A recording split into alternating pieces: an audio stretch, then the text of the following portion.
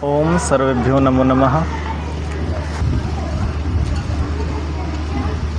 चौथे अभ्यास में क्री धातु और अस धातु, इन दो धातुओं का प्रयोग हम सभी ने कल पढ़ा। सभी लोगों ने याद कर ली क्री और अस धातु लट लकार में। आप में से कोई कह रहा था चौथा अभ्यास फिर से बता दीजिए, तो मैं एक बार ऊपर से समझा देता हूँ। चौथे अभ्यास में शब्दकोश तो जैसे कुछ धातुएं हैं, कुछ अव्यय शब्द आए थे, ठीक है। इनमें क्री धातु अर्थात करना और अस धातु मतलब होना, तो इनके लट लकार में रूप यहाँ पर दिखाए हुए हैं। 1 से 10 तक की जो संस्कृत की गिनती हैं वो यहाँ पर आई थी, जैसे 1, 2, 3, ठीक है। तो ये भी आपको स्मरण हो गई होगी। कारक और विभक्ति और उनके चिन्ह ये मैं पहले भी बता चुका हूँ और कल भी अभ्यास में यही आया था।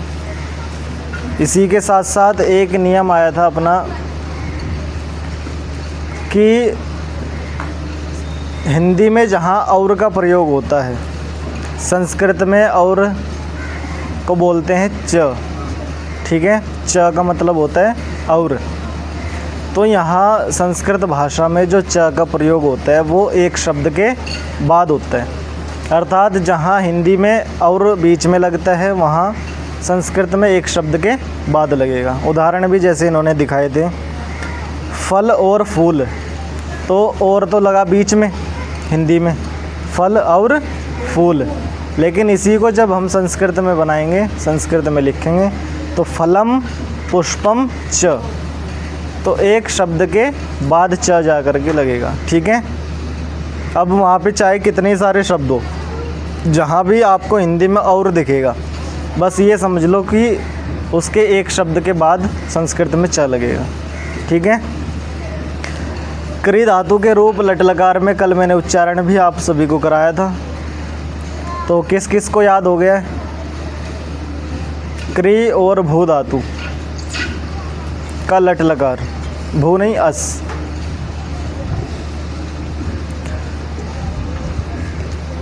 इसको याद करते रहोगे तो आगे आसानी पड़ेगी, वाक्य बनाने में कोई समस्या नहीं आएगी।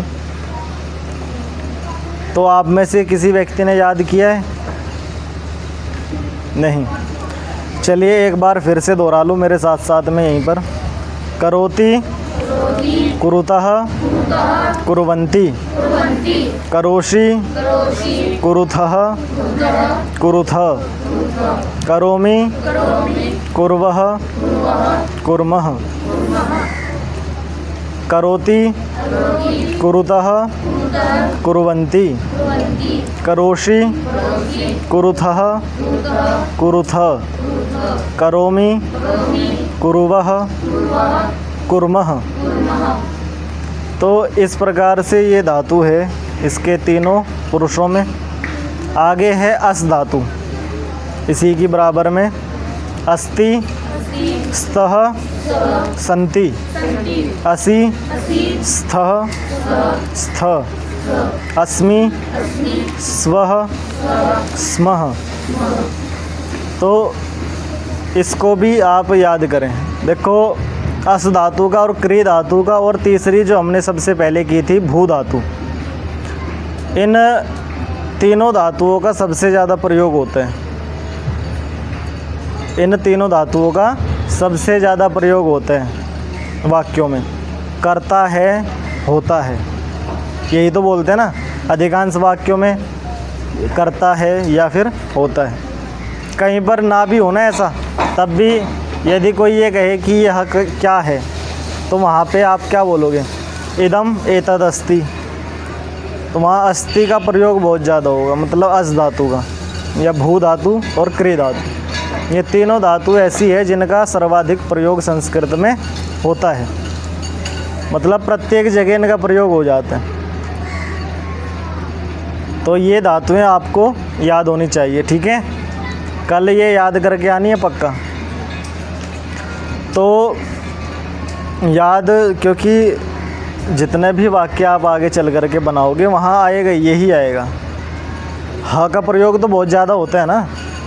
हा तो देखा होगा ना, प्रत्येक वाक्य के बाद में हा लगा हुआ मिलता है आपको। बालक गांव जाता है, वह खाता है, वह पीता है, वह सोता है, तो हा तो लास्ट में लगता ही है। तो इस हा को ही तो ये अस धातु कह रहे हैं। अस्ति का मतलब भी तो यही होता है, हा या होता है, ठीक है। तो अस धातु और क्री धातु और भू धातु हमने याद कर ही ली है। तो ये तीनों धातु आपको कंठस्थ होनी चाहिए, ठीक है। अच्छा, इसमें कुछ कारक आए थे, कारक चिन्ह आपने याद किए। जैसे कर्ता ने कर्म को कर्ण से, है ना, संप्रदान के लिए, आपादान से अलग होने के लिए, संबंध का, के, की और अधिकरण में पर, संबोधन हे, अये और भो। तो ये कुछ चिन्ह हैं जिनको आपको याद करना है अभी प्रारंभिक स्तर पे। ये वाक्य जब भी आप बनाओगे ना, कहीं पे आपको को दिखेगा, से दिखेगा, के लिए दिखेगा, तो वहाँ पे आप सीधा सीधा समझ जाओगे कि ये वाला कारक है और आपको ये वाली विभक्ति यहाँ पर करनी है, ठीक है। तो ये भी आपको याद कर लेने हैं। वैसे तो आज ये याद करके आने चाहिए थे आपको, लेकिन चलो कोई बात नहीं, आज नहीं तो कल करके आना, ठीक है।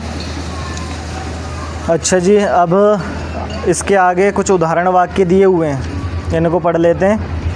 उदाहरण वाक्य में जैसे सबसे पहला इन्होंने दिया, अत्र एकः बालकः अस्ति। अब प्रयोग देखना अस और क्री धातु के। तो अत्र मतलब यहाँ, ठीक है। एकः मतलब एक, बालकः मतलब बालक, अस्ति मतलब है। यहाँ एक बालक है, अत्र एकः बालकः अस्ति। दूसरा वाक्य है, अत्र द्वौ मनुष्यौ स्तः। अत्र मतलब यहाँ, द्वौ मतलब दो, मनुष्यौ अर्थात मनुष्य, स्तः मतलब है। देखो आपको कर्ता देखना है, इस वाक्य में कर्ता बताइए कौन है।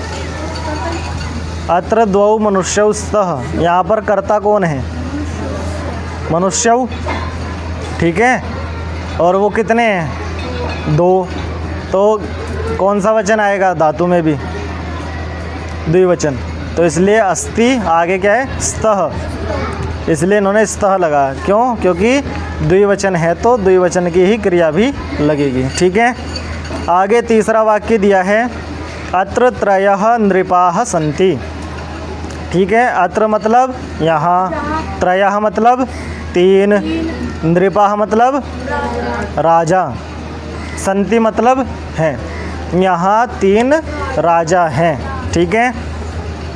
चौथा वाक्य है, चत्वारः ग्रामाः। आगे सन्ति भी लगा सकते हो, ठीक है, क्योंकि गांव कितने हैं, चार, चार गांव हैं। वैसे कहीं पर भी इस प्रकार का यदि आपको दिखे ना, तो ये अस धातु तो हमेशा अस, भू और क्री ये छिपी रहती हैं हमेशा। अब देखो इस वाले वाक्य में चौथे में, चत्वारः ग्रामाः, केवल इतना दिया है, आगे क्रिया नहीं है या कहीं होते हैं, करते हैं, क्या है, केवल इन्होंने कहा चत्वारः ग्रामाः, चत्वारः ग्रामाः कि चार गांव। अब चार गांव क्या है ना, चार गांव हैं, तो ये अपने आप भी निकल जाएगा है। आप यदि यहाँ संति लगाना चाहो तो संति भी लगा सकते हो, ठीक है। आगे पांचवा वाक्य है, पंच पुस्तकानि। यहाँ भी ऐसे ही है, यहाँ भी संति छिपा हुआ है, ठीक है, 5 पुस्तकें हैं। आगे है छठा वाक्य, षट् पुष्पाणि, 6 फूल हैं। आगे सातवां है, सप्त बालिकाः सन्ति, 7 बालिकाएं हैं, ठीक है। आगे है आठवां वाक्य, अष्ट गृहाणि, 8 घर हैं। 9वां वाक्य, नव विद्यालयाः, 9 विद्यालय हैं। आगे है 10वां वाक्य, 10 पाठशालाः, कि 10 पाठशालाएं हैं। आगे है 11वां वाक्य, सः किम करोति, सः किम करोति, सः मतलब वह, किम मतलब क्या, करोति मतलब करता है, वह क्या करता है। आगे 12वां वाक्य है, सः पठति, वह पढ़ता है।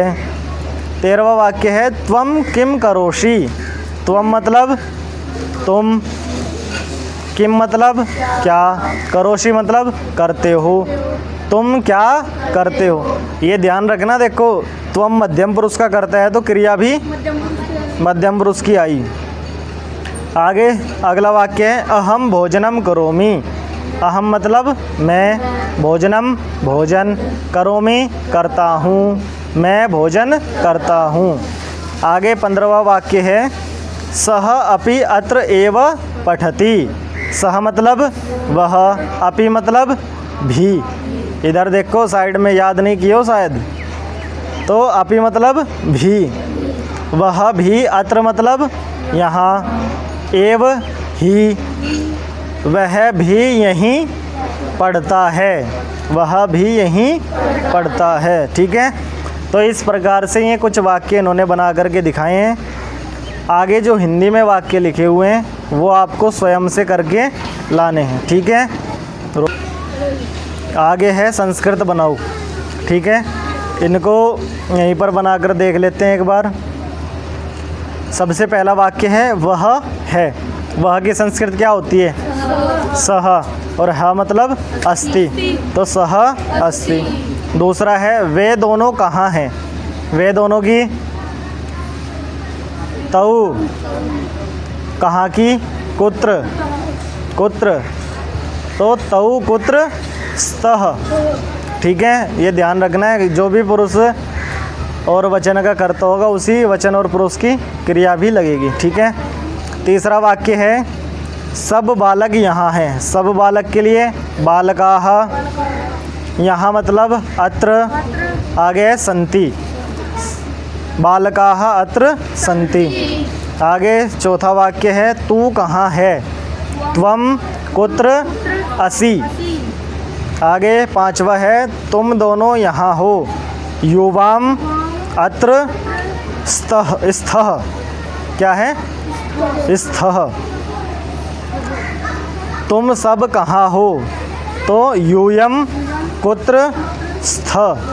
सातवां वाक्य है, मैं बालक हूँ, तो अहम बालकः अस्मि। ठीक है, आगे आठवां वाक्य है, हम दोनों भी यहाँ ही हैं, तो हम दोनों के लिए आवाम, भी मतलब अपि।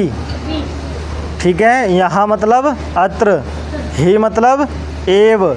ठीक है, ऊपर आया था ना लास्ट वाला वाक्य, वैसे ही है ये भी, आवाम अपि अत्र एव स्वः। ठीक है, स्वः, हम सब मनुष्य हैं, तो वयम मनुष्याः स्मः। ठीक है, आगे ख वर्ग में कुछ वाक्य दे रहे हैं, जैसे 10वां वाक्य है, वह क्या करता है, तो वह की सह, क्या मतलब किम, करता है करोति, सह किम करोति। आगे 11वां वाक्य, वे सब भोजन करते हैं, वे सब की क्या आती है संस्कृत, ते भोजनम कुर्वन्ति, क्योंकि ते कहाँ का है, प्रथम पुरुष बहुवचन, तो क्रिया भी प्रथम पुरुष बहुवचन की, ते भोजनम कुर्वन्ति। आगे 12वां वाक्य है, तू क्या करता है, त्वम किम करोषि। ठीक है, त्वम किम करोषि। 13वां वाक्य है, तुम सब क्या करते हो, तुम सब की यूयम, क्या की, किम, आगे कुरुथ, यूयम किम कुरुथ। उसके आगे है फिर, मैं भोजन करता हूँ, अहम भोजनम करोमि। फिर है 15वां वाक्य, हम राज्य करते हैं, हम वयम राज्यम कुर्मः, क्या है, कुर्मः, वयम राज्यम कुर्मः। अब आगे 16वां वाक्य है, ईश्वर एक ही है। तो ईश्वरः एकः एव अस्ति। ठीक है, ईश्वरः एकः एव अस्ति। उसके बाद 17वां वाक्य है, दो बालक सूंघते हैं। तो द्वौ बालकौ जिघ्रतः। ठीक है, द्वौ बालकौ जिघ्रतः। जिघ्रा धातु आई थी ना पिछले अभ्यास में, घ्रा आई थी और भी कई सारी धातुएं थी, सद, स्था आदि आदि बहुत सारी धातुएं वहाँ पे।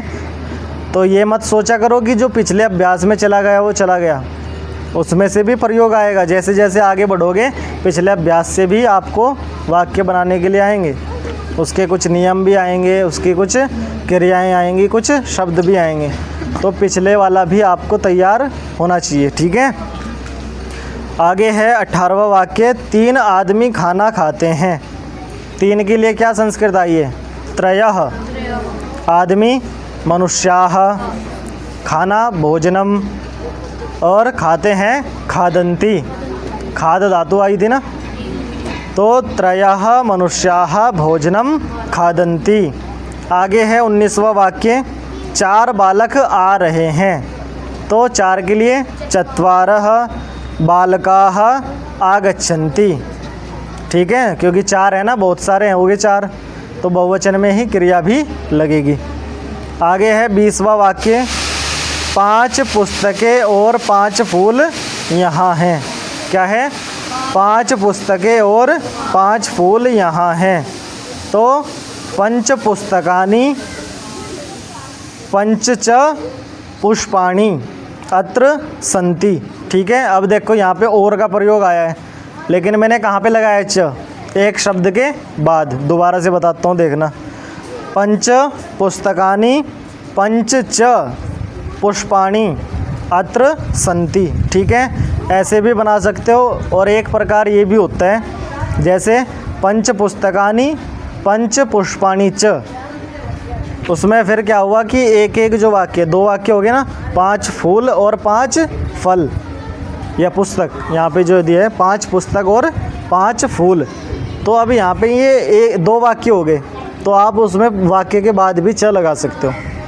ठीक है, एक तो ऐसे बनाओ, पंच पुस्तकानि पंच च पुष्पाणि, या फिर पंच पुस्तकानि पंच पुष्पाणि च अत्र सन्ति। ठीक है, तो दोनों प्रकार से आप इस वाक्य को बना सकते हैं। आगे 21वां वाक्य है, छह बालिकाएं इस प्रकार पढ़ रही हैं। तो छह बालिकाएं, छह के लिए क्या संस्कृत आती है? षट। क्या है? षट। तो षट बालिकाः इत्थम, इस प्रकार की क्या ही है? इत्थम पठन्ति। ठीक है, क्योंकि छह बालिकाएं हैं ना, तो क्रिया भी बहुवचन में। आगे 22वां वाक्य है, सात बालक भी यहीं पढ़ते हैं। तो सप्त बालकाः अपि अत्र एव। वैसे तो एव आता है, ठीक है, यदि संधि तो चलो आगे आएगी। तो क्या आएगा? सप्त बालकाः अपि अत्र एव पठन्ति। ठीक है, आगे है 23वां वाक्य, आठ पाठशालाएं यहाँ हैं। तो अष्ट पाठशालाः अत्र सन्ति। ठीक है, आगे 24वां वाक्य, नौ फूल वहाँ हैं। नौ के लिए नव, फूल के लिए पुष्पाणि, वहाँ तत्र, और हैं के लिए सन्ति। तो नव पुष्पाणि तत्र सन्ति। और एक अंतिम वाक्य आया है, 10 आदमी गांव को जा रहे हैं। तो 10 मनुष्याः ग्रामं गच्छन्ति। ठीक है, 10 मनुष्याः ग्रामं गच्छन्ति। आज तो ऐसे सीधा सीधा वाक्य बनवा दिए हैं, कल आपको ये कॉपी में नोटबुक में करके लेके आने। हो सके तो कल भी एक बार इसको फिर से मिलान कर लेंगे, जिसका जैसा जहाँ भी गलती होगी वो उसको वहाँ पर सुधार लेगा। ठीक है, आज के लिए इतना ही। ठीक है, ओम।